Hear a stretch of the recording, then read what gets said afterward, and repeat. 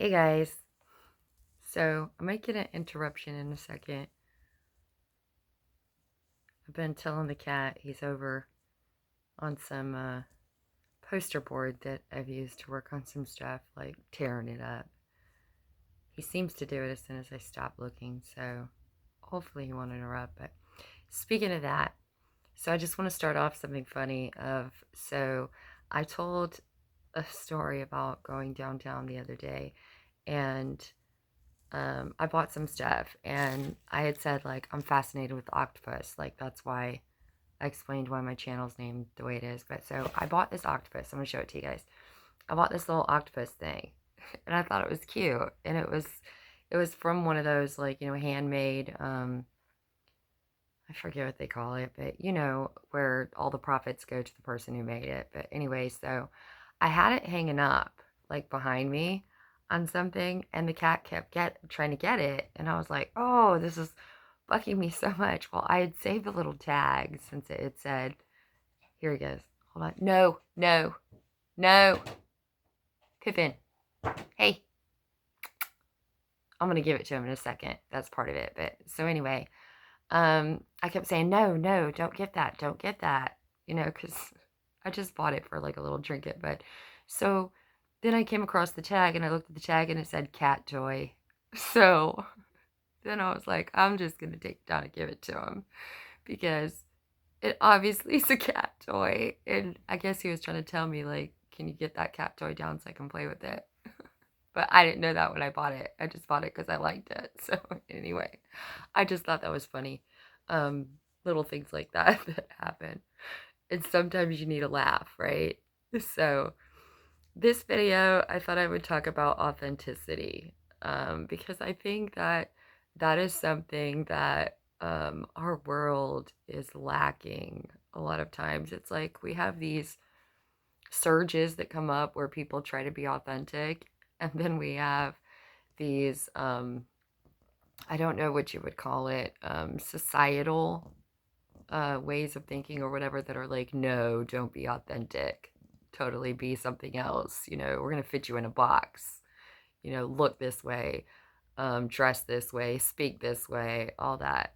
And for those of us who were raised to not be authentic, and I think then later on figuring it out in life, um, it can be a wonderful thing on the one hand, but it can also be scary on the other hand because you're like, I don't know who I am.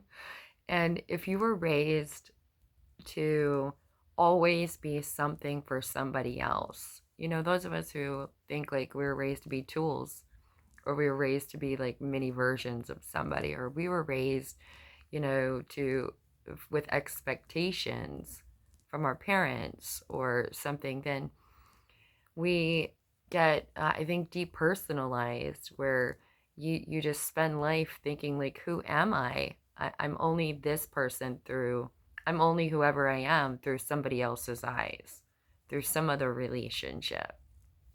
And I know for me personally, that is something in this journey that I discovered is I was raised to be what other people expect of me. And then it became where I could figure out very easily what other people want from me, what other people need from me. And for a long time, I would try to be that person, because I thought if I'm not that, if I'm not what everybody wants me to be, then I'm going to be um, cast away. I'm going to be rejected. Like um, I used to use metaphors, like I would say, where I felt like I'm this doll that was made in a store. Like there's this old movie called The Tangerine Bear, I believe it is, um, about a little bear that's, gets made and it's the wrong color. And so it gets rejected. And, like in factory settings where that's the reject. And so that one doesn't get put in the box and displayed. And I used to feel like that. Like I'm this doll that was made, and obviously I was not completed, or I was made the wrong way. And so I don't have all the right parts, and I'm not made like everybody else, so therefore I'm going to be rejected and thrown away because I'm too much of this or I'm not enough of this. And it's only been through this journey, through figuring out things, sitting down in the quietness and asking myself who I am. And it did help that whenever I got here, I had somebody in my life that told me, like, you be you. You be, whoever you want to be, wear what you want to wear, say what you want to say, do the job that you want to do. And I loved that. And um, it, it slowly, I used to say, like, I love football, but I was raised like, girls shouldn't do sports, guys should.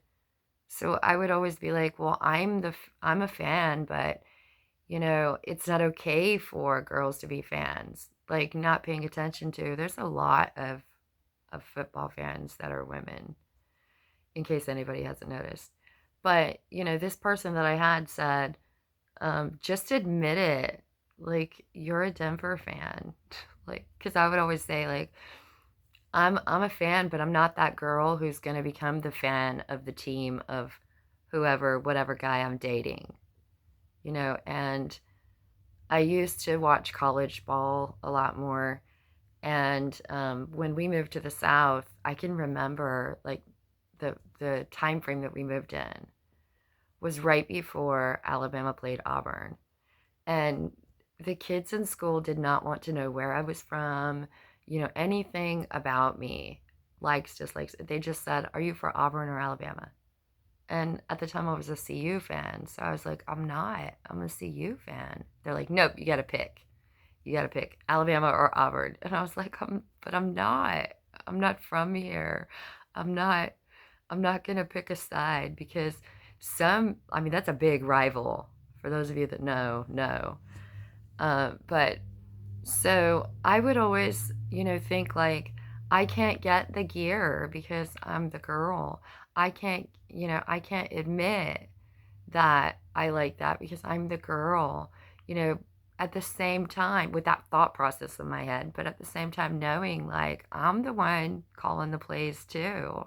Like I'm the one, knowing, and part of that is growing up around that, getting to know it. But then there was still parts where I was like, explain some of the moves to me, explain some things, so it was like owning these parts of me where I said, okay, I can own that I am that fan too. But still staying in that whole like, I don't have any problem buying somebody else the gear. I don't have any problem displaying that for other people, but for myself, um, thinking like, I don't deserve that. So I wouldn't buy things for myself. And even to this day, I have a hard time buying things for myself. If I pick out something, I will, if I don't buy it right away, I will, put it back on the shelf. I will talk myself out of it. And I can remember my kids saying, just get it, just get it. And I'd be like, no, that's okay. But then later on, I'd have this regret about like, I didn't get myself something, so that's something that I've worked on. And that's just a self-worth wound of thinking that we don't deserve anything. And I think, and that goes hand in hand with authenticity. So it's been the past several years, really since I moved here, that I'd been working on that of being more, figuring out who I am, what I like, what I dislike, how I want to express myself. But for the majority of my life, I had, been somebody's something. I think a lot of times, nothing against the males, but a lot of times females get tacked on to a male. You're such and such's wife, such and such's girlfriend, such and such's mother, and you get titled by something else. Like your descriptor of yourself gets tied into that other person. And then if you're not careful, you lose your identity, because then you're like, well, if I don't have all those things, then who am I? And that was something moving here that I had done a lot of self-reflection about. Well, if I'm not this now, then who am I? If I'm not associated with somebody, who am I? So it's been, especially the past year, that I have dived into, figuring out who I am, what's my personality, like why is it that I feel this way sometimes and express myself that way, and then at other times the complete opposite, because people would just be like, you don't make sense to us.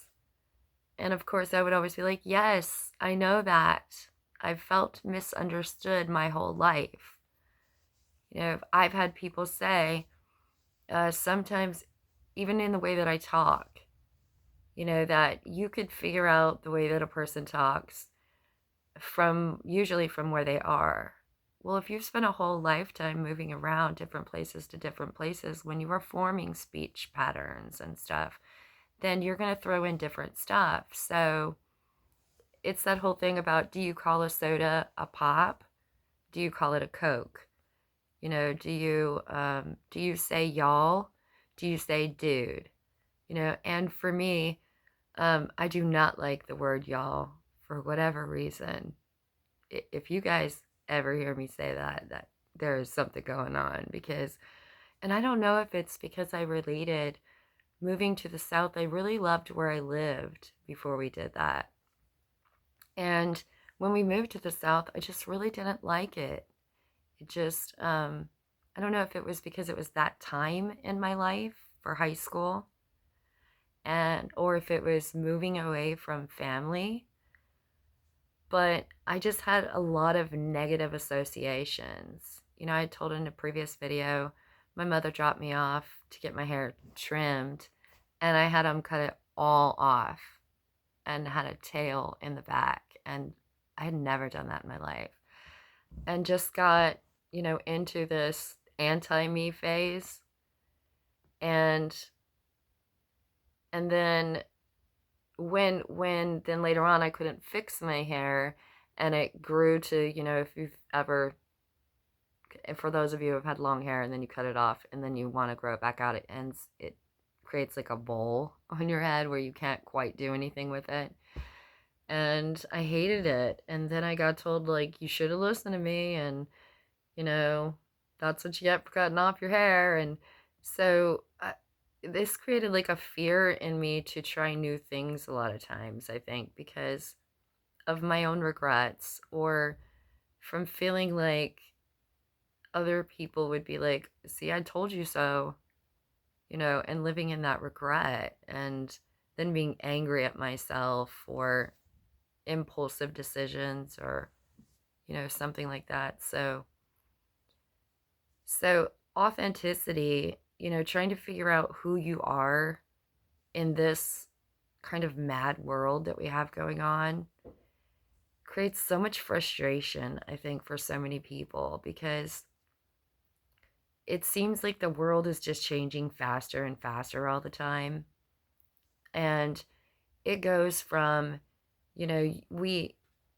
those of us Gen Xers, growing up, you couldn't wear what you wanted to work. It was usually always a uniform, down to where I can remember, like, the shoes, like in fast food restaurants, stuff, like, you would have to order the shoes out of your first paycheck. Every single thing was controlled. And then when I went back into the workforce, I had this gap of where my children were younger. And then when I went back into the workforce, I was like, what happened? Because everybody's wearing everything, whatever they want. And then sometimes I would be like, oh my gosh, I would never wear that to work.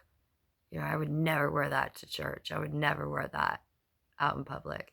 But I think it was, people being authentic within themselves. Like if it makes that person comfortable, then who am I to complain?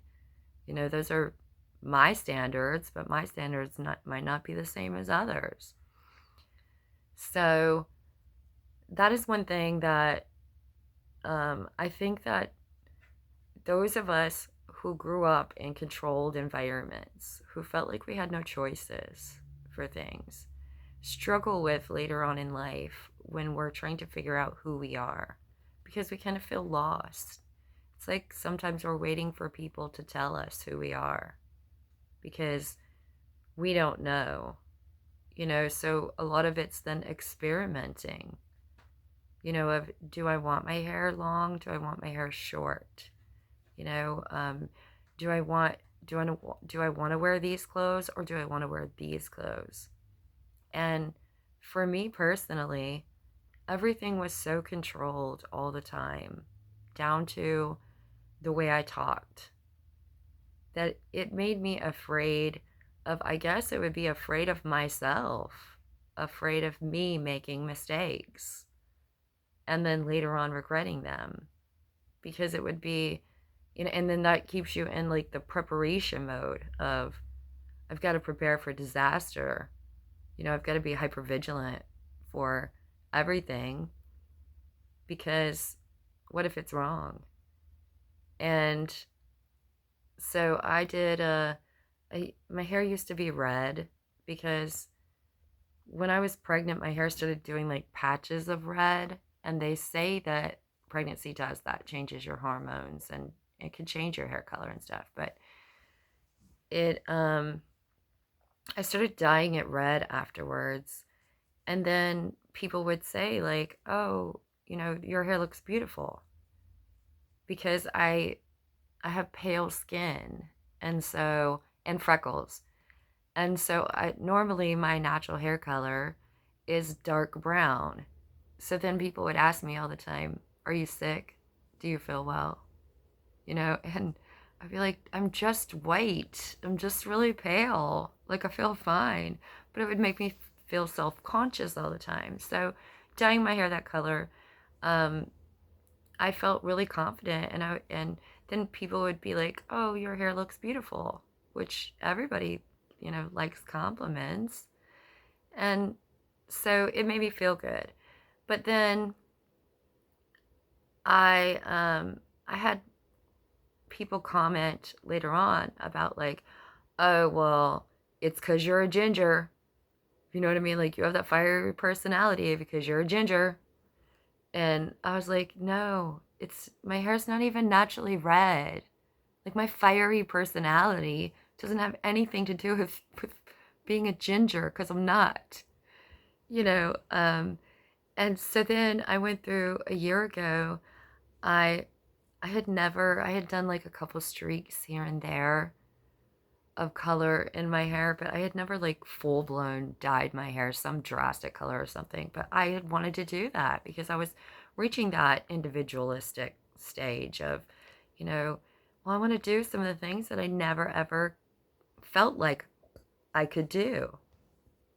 And my children would tell me all the time, like, if you want to dye your hair that color, do it. If you want to do this, do it. You know, my children were very much supportive of whatever you want to do it. But at the time, I felt like, no, like a mom can't have full blown dyed purple or blue hair or whatever. And, you know, just because I had these, I don't know if it was expectations in my head of the way that I should be. And so I didn't. I didn't do a lot of things. And so it was really like approaching 50 that I was like, what the heck? It's only hair. Like, if I don't like it, I guess I'll dye it another color or shave my head or, you know, something. Like, you just start letting go of what other people think about you. I think the more authentic you become.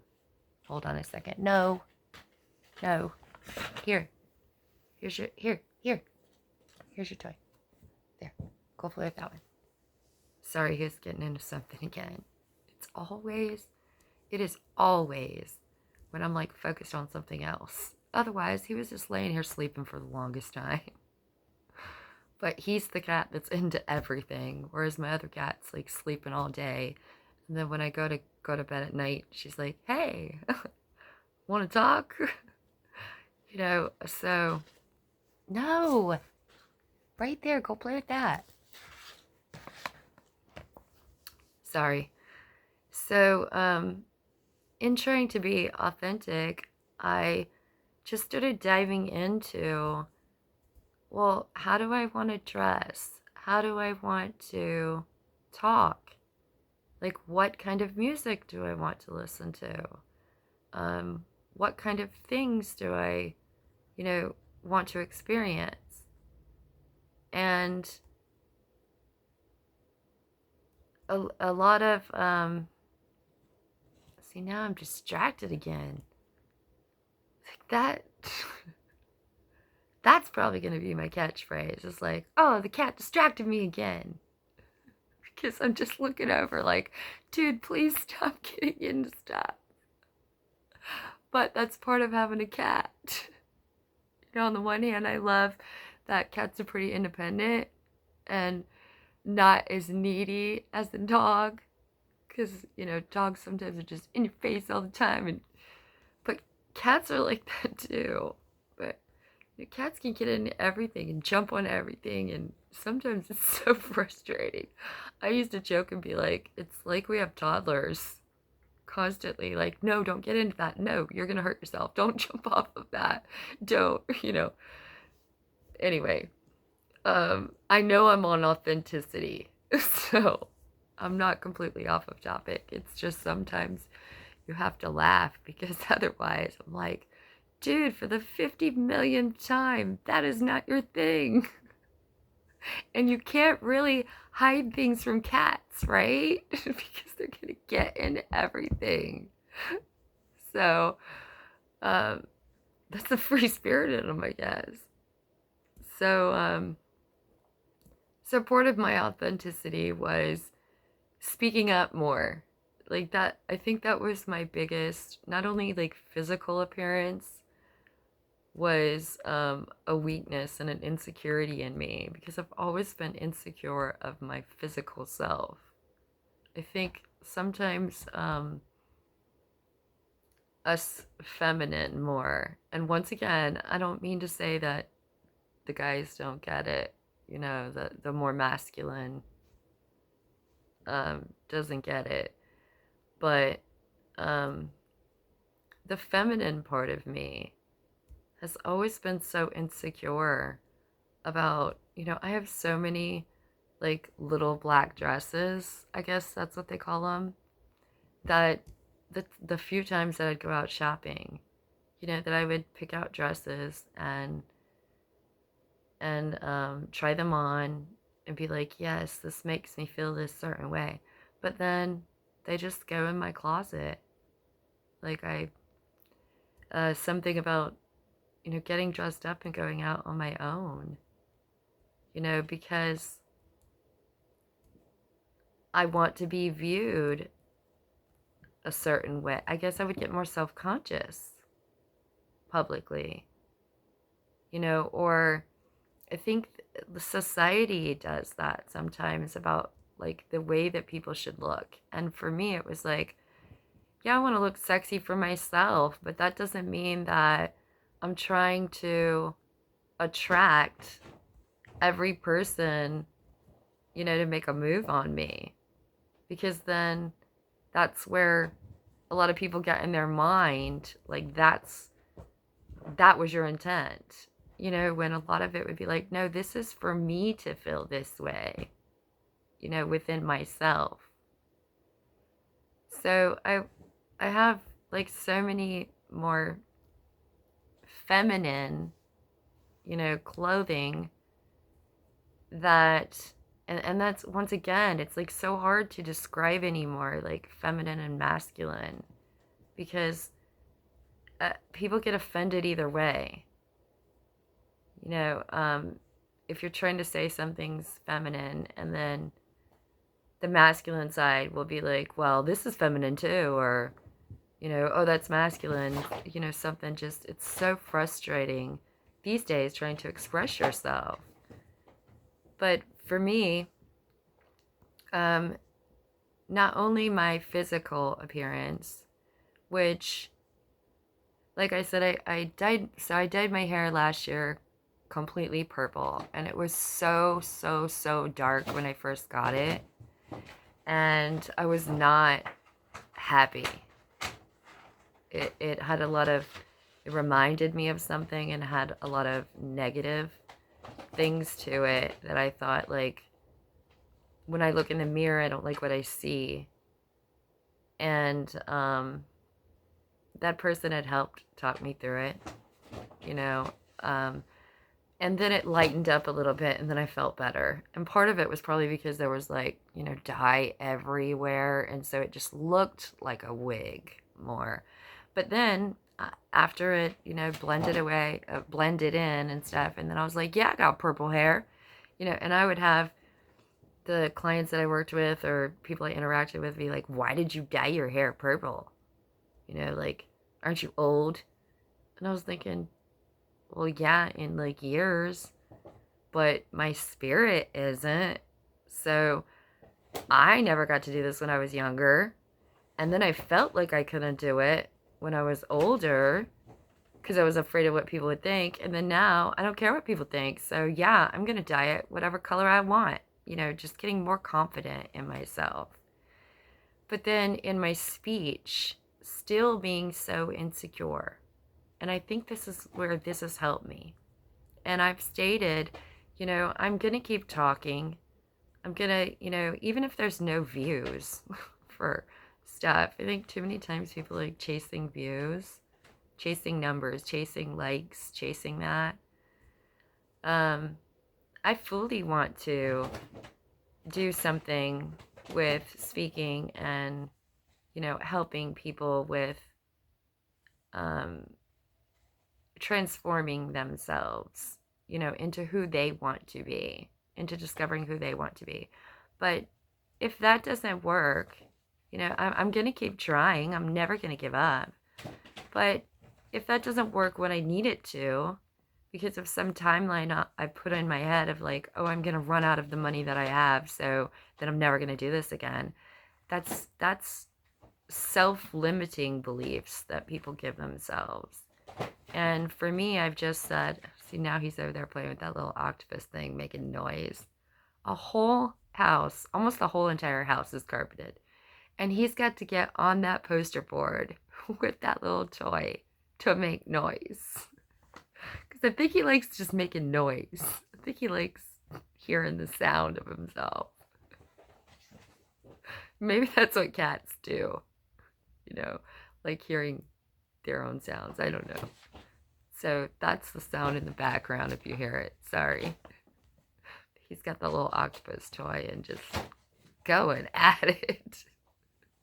So, but in my speaking, that is something that I've always struggled with because, like I had stated before, those of us who grew up feeling like we couldn't say stuff, like we couldn't say anything, learn to be silent, or learn to say exactly what people want us to say, but then if that happens, then there's this underlying resentment that builds where you're like, I feel like I can't say anything, because everything I say is wrong, or the way that I'm saying it's wrong, or the volume I'm saying it's wrong, and so for me, I've always been the person who I'm like, I'm gonna try to speak up, more and more throughout my life. I've been like, I'm speaking up again. Here are the issues, especially when it came to work stuff. I'd be like, here are the issues. Here are the problems with this. I wanted to do my master's on industrial organization psychology. And that's, the people that go in when companies hire them to say, what's a more efficient way of doing this? Those are the people that companies hire to pick out the employees who are going to be, better at one position than another. And I'd always been good at that. um, when I worked at Walmart, they asked me, like, who do you want under you? And I would say, well, I want that person from grocery, and I want that person from stocking. And they'd be like, what? I'm like, I've watched that person's work ethic and how they think and stuff, and that person's. And you guys might not agree with me, but I've been watching. And so I've always thought that way of there's so many in the wrong positions doing the wrong thing where it doesn't make them a bad worker. It just means like maybe they're not in the position that's going to make them shine. I've always been that person about strengths and weaknesses of I know my strengths. I know when I'm good at something because I've learned to do it over and over again. And I know when I'm not good at something, but struggling with what do I do with things that I'm not good at? And so I would think like, I know I'm good at speaking, but why is it then that some people complain about the way that I'm speaking? And I think part of that was because whenever I do vocalize and communicate, I'm very expressive. Like right now I can see myself doing it. And that's where I said, maybe I need to do a podcast, because then I'm like, oh, am I using my hands too much? Am I not? Like, I've always been an expressive person. And that's part of me learning about astrology is like, there's certain things when I look at the signs and then I'm like, oh, that's the ruler over the hands and they're expressive. Well, that totally makes sense. That's why I would do that. So astrology's taught me a lot about myself because it's, it can tell you where your strengths and your weaknesses are. It can tell you as the universe is moving, this is what the environment's doing. Not only your immediate environment, but like all of the environment. And this is how it would affect you. So like I've been the preparer so many times for things, but I guess see, he's doing it again. But then I'm like, do I wait till, I don't know, 3 o'clock in the morning when he's finally asleep?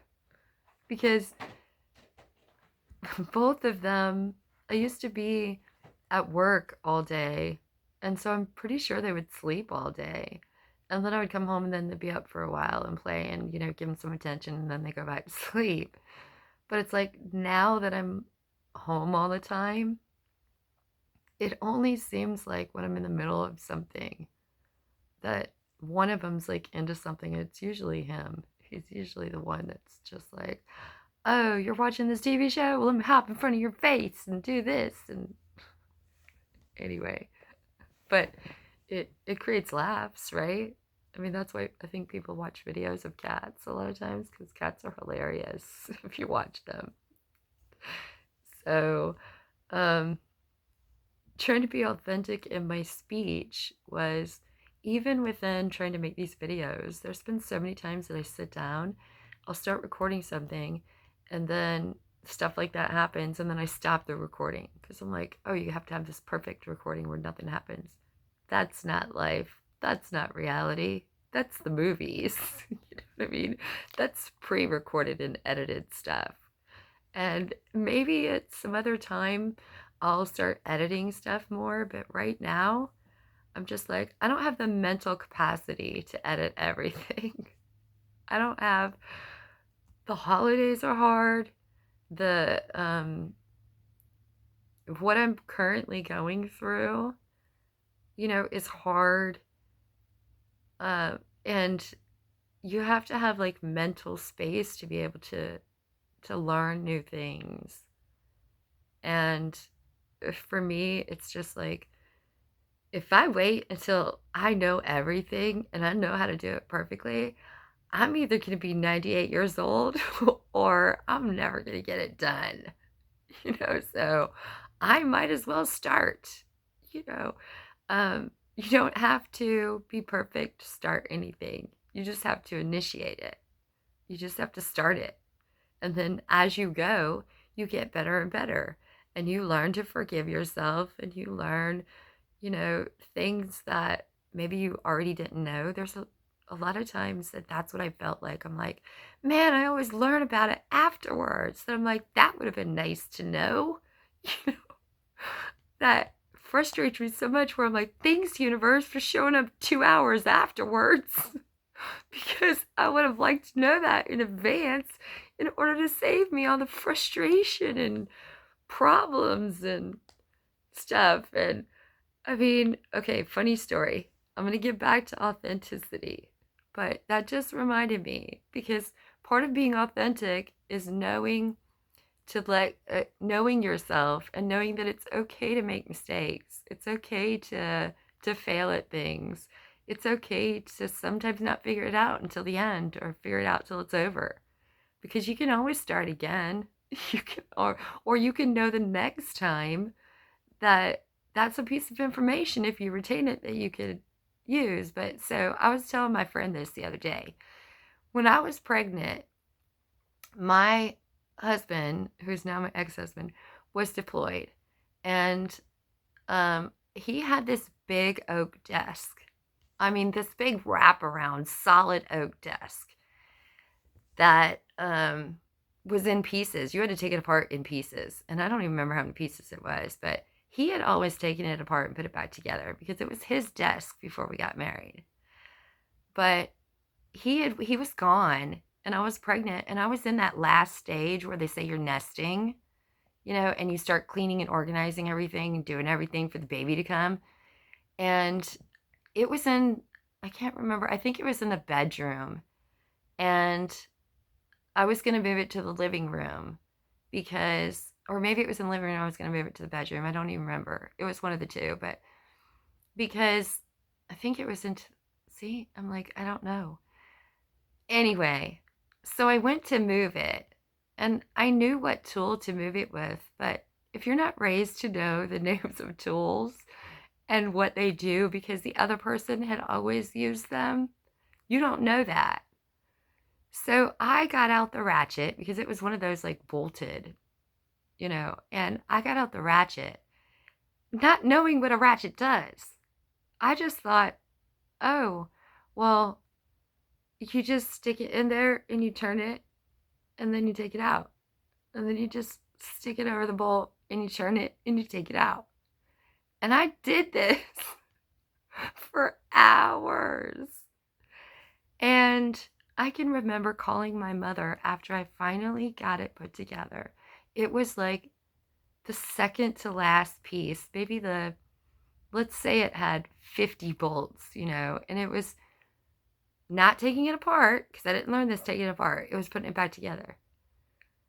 Like the maybe third to fourth last bolt that I did something and it ratcheted up. And I was like, what? So then I learned like, oh, it does this. Like, I don't have to keep putting it over the bolt and undoing it and taking it out, putting it in and tightening it and taking it out. And I called my mother and said, did you know that this ratchet does this thing? And she was like, yes, that's what a ratchet does. I was like, I didn't know that. Why didn't I know that? Because I never watched my husband put together that desk or take it apart. I knew what tool he needed. He told me the name of the tool. I didn't know what the tool did because I never watched him do that because that was what he did. So I think that happens with a lot of us in life is we're like, we don't learn things until the end. And then we get mad at ourselves because it's like, man, I should have known that already. Why didn't I know that? Well, if you didn't have any experience with it, if you didn't have any knowledge about it, if you didn't know what the name of that tool is or what that tool does, you're not going to know how to use it, And then you might be surprised later on when you're like, oh, if only I'd known it did this, that makes it completely easier. And I think for me, that's what it is because I can't visualize things. is I have to see it demonstrated to me. You know, I realize that's the way I would teach people is I would say, you know, get out your handheld. Okay, now push this button. Now, what does your screen say? Now, here's the options. You know, and so for me personally, like if I don't have that, then I can't visualize it. You know, I come up with different ideas of what something means where I'm like, demonstrate it, show it to me. Not only tell me, but show it to me so then I can see, you know. And I think that's where YouTube has definitely created something of, you know, if you want to see it, here, we'll show you the how-to videos and all that. So with my speech, that was something that I had learned of how to articulate myself, how to speak, you know, how to talk, how to approach people, how to ask for help, how to point out things, you know, in a way where people can hear, you know, because a lot of times I'd be reactive and things would come out not the way that I intended. Things would come out sounding different than the words I said. And if we don't watch ourselves and we aren't aware of that, you know, then other people might perceive it a different way, you know. But I know for me with other people, I had always been good about listening for the, you know, seeing the thing behind the scene, seeing the thing behind the thing, you know, hearing the thing behind the thing. You know, if somebody's telling me, I'm fine, and I can tell they're not fine, then I'm the person who's going to be like, are you?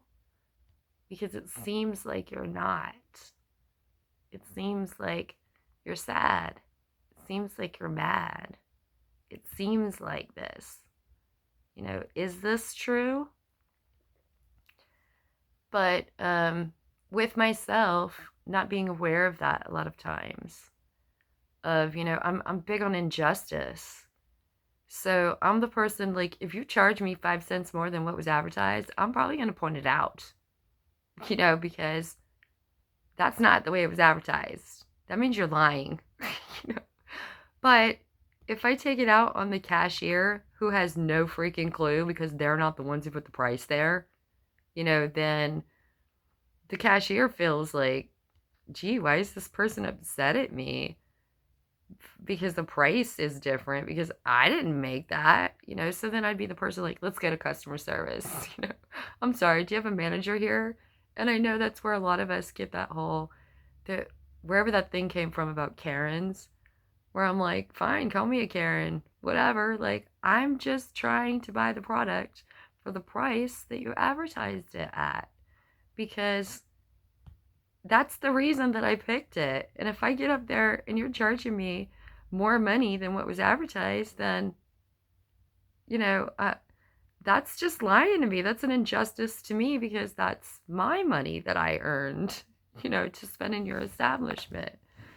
So I think that's part of the authenticity is not letting people silence you, but learning, like, how do you express yourself? You know, how do you want your message to come across to people? How do you want people to hear you? You know, if you're trying to portray a message, you know, that you want people to know the meaning of the message, then how do you want to express that? And then knowing, like, if you express it that way, and that there's going to be haters, there's going to be some people who get mad. You know, a lot of the people that I respect the most, that are speakers, that are, I guess, creators, it's because they're authentic. They say, I'm not going to glam myself up. A lot of the performers that I really admire, they're like, it's not about me. It's about the message that I'm saying throughout the song. So if you came to see a big show of lights and glamour and all that, that's not it. Um, I'm that way. I think I've always been that way. Of if you're looking for some surface level something, that's not me. If you're looking for, some deeper meaning, that would be me. I'm the deeper meaning person. So with my communication, I've I felt like for years that I have been edited, that I have been silenced, that I have been not heard, that I have been forced into boxes, that there's been people that I have reached out to that don't answer back. And then it would upset me. But then I had to step back and be like, that's their choice. You can't control other people's views of you. You can try to express yourself, state whatever it is that you feel, and then if they, choose to not listen, then oh well, that's their choice. So I think that's something that all of us need to do, is work on our authentic selves. Because I think, like I stated in the beginning, like we keep having these surges of where people try to be authentic and then they get shoved back into boxes. Then it's, no, I don't like what you're saying, so don't say anything. I would have moments where people would ask me, well, tell me what's wrong. What's going on with you? Tell me the problems. Tell me the issues. Even with work. Even with different jobs that I've had. And then I would say, okay, well, here's the issue. You tell me this one thing. You tell me you appreciate me. But how are you showing me that you appreciate me? Because it doesn't seem like you appreciate me. Or, tell me if you need help. I'm like, I need help with this thing. Could you please help me with this thing? And I'd been told for years, like, we're going to get you help. We're going to get you help. And then it wasn't done. And so after a while, I'd be like, no, you're not. You're really not. You're not getting me any help. You're just, as long as I keep doing what I'm doing, it's not a problem on you. It's not affecting you. It's affecting me. It's affecting clients. It's affecting other things. And that's where I've always been good at, other people's point of views. But even in relationships, I had been where it was like, well, I don't like the way that you're telling me that. You need to say it softer. And I'd be like, okay, well, this is this. Well, now it's your tone. Okay, well, how about this? How about I write it? Then can I write it to you? Well, now you sound mean. Well, okay, how about can I play a song? How about I play a song about how I feel? Well, that makes me feel bad. Just to where it be like, okay, well, there's absolutely, positively no way that I can express my negative emotions, my negative, feelings towards something you've done, because it's the something you've done that is making you feel bad at the moment. Because your feelings, you think I'm the one making you feel bad. If we never have anybody call us out on things, then we think we're perfect, right? If people just, like with my work, if people just keep going about their business and it's not affecting them and they do whatever and nobody ever says they have a problem, then they would think that nothing that they're doing is a problem, right? And it's not affecting anybody. But if you're the person who's like, whoa, that thing you did right there, just hurt me. And then the second you say that, they're like, well, you hurt my feelings by telling me that I hurt your feelings. And then that's where they freeze. Then you're like, okay, well, your solution is that I never tell you ever if you ever do anything to hurt my feelings. So you put on my shoulders that I'm supposed to reflect to you that you're perfect. That nothing you're doing is wrong at all. That nothing you're doing is affecting me in a negative way. And that puts it in my hands to tell you that you're perfect all the time, no matter how much it affects me in a negative way. And I had that go on with work relationships, home, just different relationships in my life where it was like, we would rather you just not say anything at all because it just seems like you're complaining.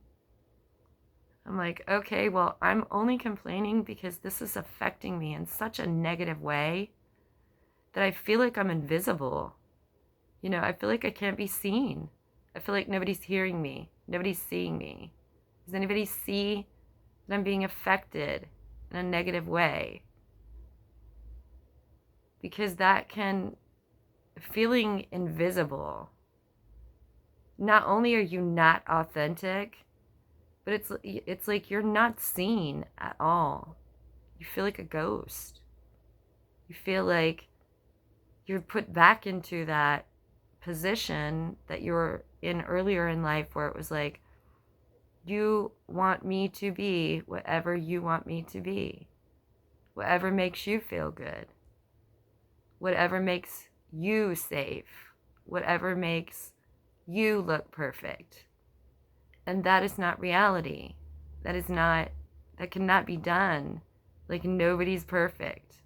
And I'm the first person that would tell people, like, I know I am not perfect. I am well aware of all of my F-ups in life. I am well aware. I am reminded a lot of times about times that I made decisions that weren't the best. Times that I let people in my life that weren't the best. And then I learned my lessons. But, and part of that was being authentic. Part of that was, I'm going to speak up. I'm going to speak up. I know that there's a time and a place for everything, but part of my authentic self is I'm going to keep talking. I'm going to keep saying things as much as I need to, even if it's just in a camera to myself, because sometimes, I guess, I need to hear stuff from myself. And that's where I've, looked back in relationships too and said, yes, when people have called me out, I'll be accountable. I'll be like, okay, yes, in that instance, I was being that way. And here's why. Maybe I was emotionally dysregulated at the time. Maybe I was feeling defensive at the time. Maybe I was scared at the time. Maybe I was, because a lot of that's our reactive, things are, maybe I snapped at somebody because I was already on edge or I was mad at myself. But then I can own up to it and apologize for it. And then the next time, try to be better. The next time. But if we keep having to be put into these unauthentic boxes of, I need you to be whatever it is that I need you to be, or I need you to reflect to me that nothing I ever do is wrong. That puts us into people pleasing. And I think that's the next video that I'm going to talk about is people pleasing. Because I think a lot of us that struggle with authenticity, it's because we were raised to be people pleasers. We were raised to be what everybody wants us to be, what everybody's expectations are. And if you have to wear 20 million different hats, for each person there is, you have to put on a separate hat and be, this person I have to be this way, and this person I have to be this way, and this person I have to be this way. It exhausts you. It mentally exhausts you. It emotionally drains you. And sometimes then you can get that feeling like, I feel like a fraud, or I feel like an imposter. And that's because, you're not being your authentic self. And so that's part of the journey that I'm on. That's a little snippet, and here I look, and it's like an hour-long talk. And see, that's my contradictions. That's where people will be like, really? I thought you said this was going to be a short story. And I'm like, if I ever tell you this is going to be a short story, I'm probably lying at the moment. And I don't mean to be, because I always intend on it being shorter than what it is. But then I think of things, and that sends me off to something else. That sends me down this little rabbit hole, and I spider web over here, and then the cat jumps up, and then it reminds me of a story that I want to share with you guys because I think it's funny. And, and so that's the beauty, I guess, of me. And that's the part of, I think, embracing our dualities, embracing the different aspects of us. Because within diving in astrology and in my birth chart, there's been so many things that I'm like, oh, no wonder. Exactly. Because remember this one time when you were like this, that's why.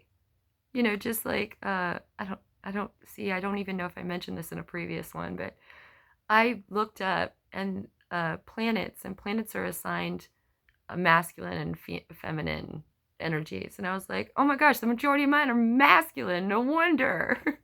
No wonder I've always said, like, I got the mind of a guy, because the majority of the planets that rule up here in my chart are masculine. So yep, that's why.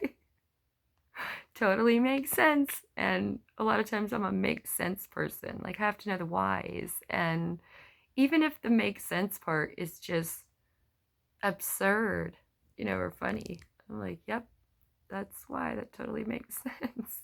May not make sense to everybody else, but it makes sense to me. So even if other people don't understand me, I understand me.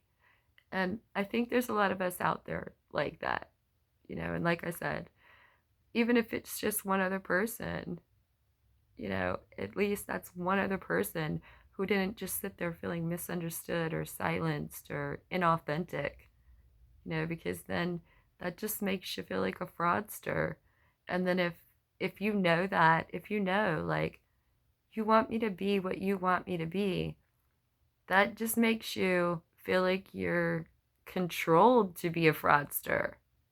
You know what I mean? That you're like, I don't want to be a fraud. Quit making me be a fraud.